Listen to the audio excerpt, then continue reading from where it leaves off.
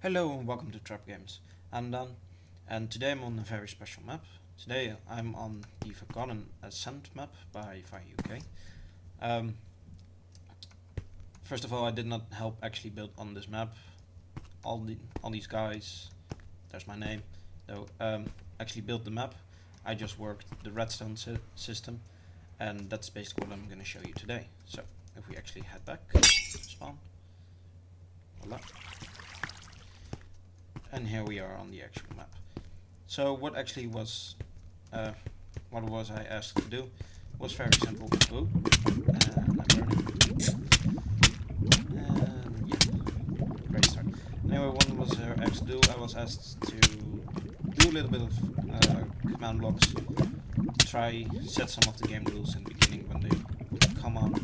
And if this fire would start, I would really like that. And basically we also implemented a checkpoint system, which basically allows whenever you make a derp, such as this, and you won't be able to go anywhere, you can throw the potion and you get back at your last visited checkpoint.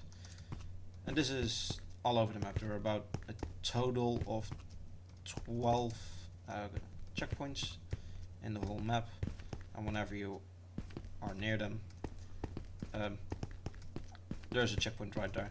If you actually look on the right, there's a scoreboard called checkpoint, which is basically whenever I area it's a sphere between these two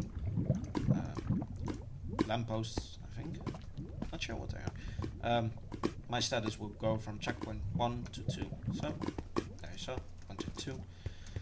Ooh, jump. So if I now fall down again, and then now I get back.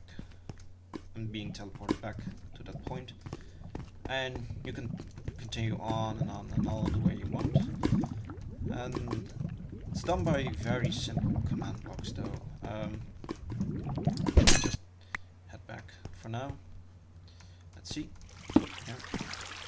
I have a really specific entrance to this.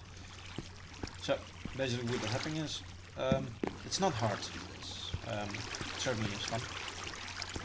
First thing first though, is that everyone has a saturation 2 and a resistance 4 effect on them, just to make sure they don't die as quickly, because there are some really big drops that you need to survive, and feather falling is not a effect you can give to a person. So what we're doing is, there is a variable I call A because I don't have a name for it, I just call it A, which is always 0 for every person who joins the game. If there's a person who has 0, this whole array of command blocks is activated. Basically, we TP the guy back to spawn to make sure he starts at spawn, make sure his XP levels are down to 0, which is the subtraction of 100 levels, and we're setting his spawn point, giving him the effect, and at the very last we give him his score A. We're setting it to 1, so we actually know he's being registered on the server. We also give him a ball of enchanting, clear his inventory, and give him 16 XP. And that's the important thing about this map. If I actually go back, you can see my bar is almost filled. You can actually see there's 1 left. You need 17 XP to go to the next level, or almost 17. And basically Ball of Enchanting gives you more than enough to do so. So whenever that is happening, this command block here activates, which will activate these commands. Now, every person carries a variable around them called CP, which is this one, which stands for checkpoint, which is also the one you see on the right. These command blocks TP every person, because this map is built on the fact that there should be a high number of people on the server, like 100, so if everyone uses just after each other, problems might occur, and we don't want to tell that. So what you're basically doing is, we're looking for if that person has a level 1, a maximum XP level of 1 and a minimum XP level of 1. That means you're basically looking for people who have a XP level of 1.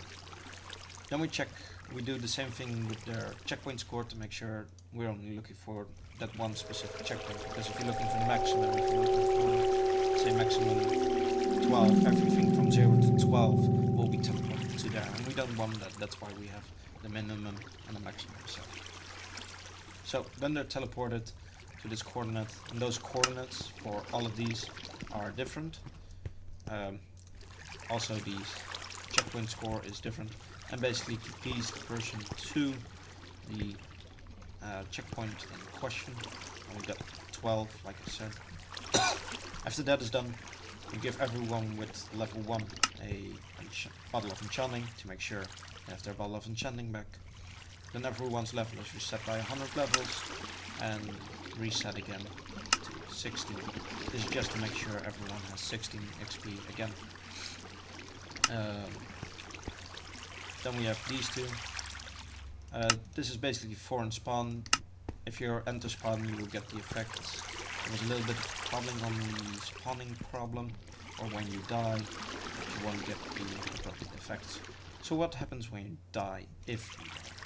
So we test for a score called death, and we're looking for people who has a minimum of 1. This person then gets the XP back, and then his death score is then set back to 0. Basically what it allows is when the XP is given back, the system will reactivate again and will actually TP the person back to his last checkpoint. This is just another one. This is basically what was the real deal about this map. There's a test for whenever a person who is not registered logs in, that all the game rules are getting set right, game modes are right, default game mode, difficulty, the time, natural generation, and so on and so on.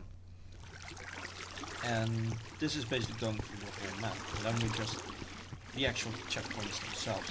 Basically what I did is I took the area between the lampposts of the checkpoints, took an area of 4 sphere around them, which covers every checkpoint, I believe. And we set their scoreboard. This is basically always sticking. We set scoreboard players of in that region, and they need to have a checkpoint that's lower than the checkpoint they're entering, and we set the checkpoint to their value. So if they enter the area of 1 and they have a checkpoint that is 0, their checkpoint will be set 1. And that's basically also for done. So for number 2 you would need checkpoint 1 or 0 to be able to set checkpoint 2, and so on and so on and so on and so on. Why did I do this? Well, basically if you come from 12 and you track... Whoa. Oh god. This is not gonna be fun. Sorry. Let me get back up. And after that clumsy fall, we're back. So, if you're from checkpoint to 12 and you track back to, say, like 6, it won't set your checkpoint 6 while you have something that's higher. So as long as you have a higher checkpoint, the lower checkpoint won't set anything over your checkpoint. And I do know that people could say from, or you could also just check like on 3 you need a minimum checkpoint score of like say 2, so you're actually looking for players with 2, and then so on. There is a little reason why I did this. First of all, you have to go by each checkpoint, but if for some reason it doesn't, the checkpoint before didn't work and you actually managed to get to 3 but you didn't have checkpoint 2, then you would be screwed and your checkpoint won't be set anymore. And this basically allows that your checkpoint always to be set. Well, if you just want to create your own parkour with this kind of checkpoint system, it's not hard. As you can see, you only need this much to actually succeed in doing this, and you have to do this in spawn, so this will always be loaded in. So even though you're on the other side of the map, this will always work as long as it's in spawn. And that's basically it. If you have any questions, please post a comment and I'll try to answer them. Thank you for watching and goodbye.